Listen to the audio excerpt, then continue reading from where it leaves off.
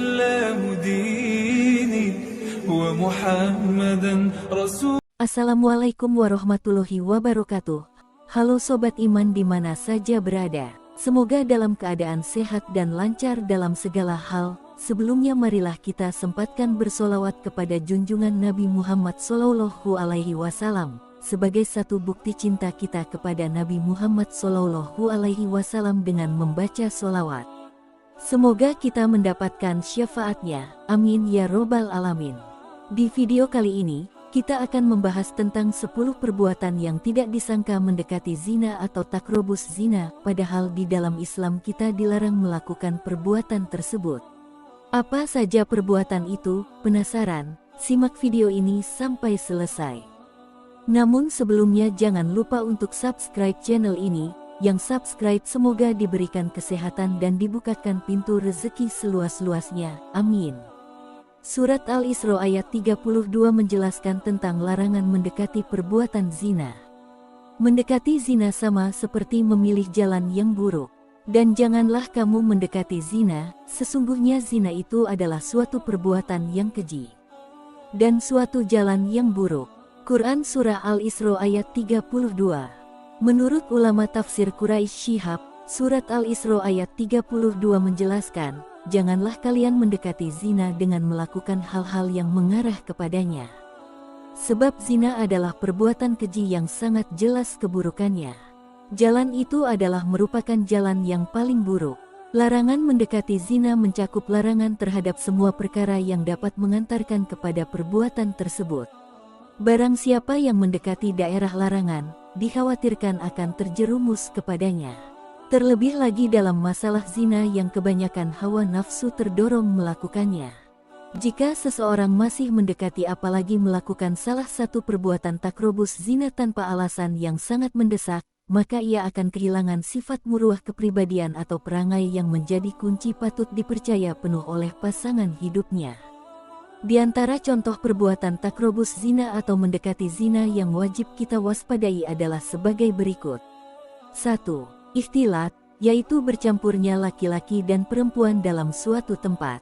Contoh ikhtilat yang umum terjadi di Indonesia ialah belajar di dalam kelas, di mana murid laki-laki dan perempuan yang sudah balik bercampur, bebas bercakap-cakap saling bergurau dan melihat satu sama lain.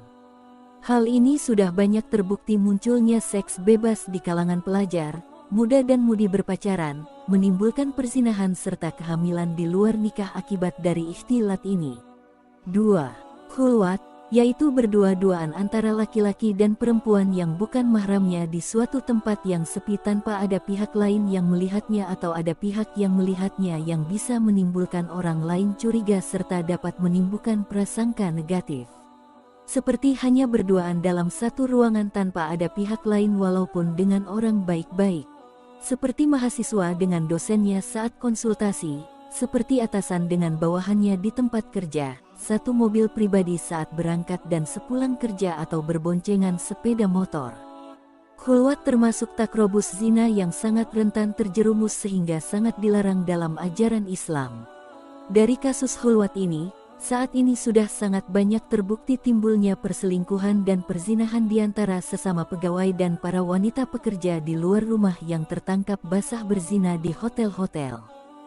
Rasulullah Shallallahu Alaihi Wasallam bersabda, janganlah salah seorang di antara kalian, laki-laki, bersepi-sepi, berkhulwat dengan wanita melainkan harus disertai mahramnya.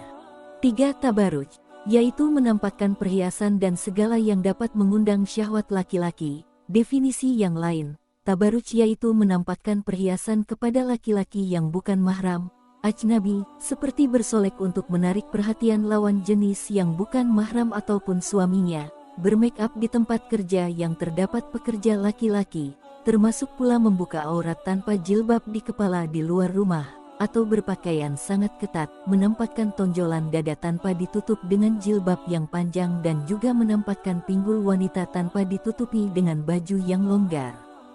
Dalam hadis Abu Hurairah, Rasulullah Shallallahu Alaihi Wasallam bersabda, ada dua golongan penduduk neraka yang belum aku lihat sekarang ini, suatu kaum yang membawa cambuk seperti ekor sapi yang digunakan untuk memukuli orang.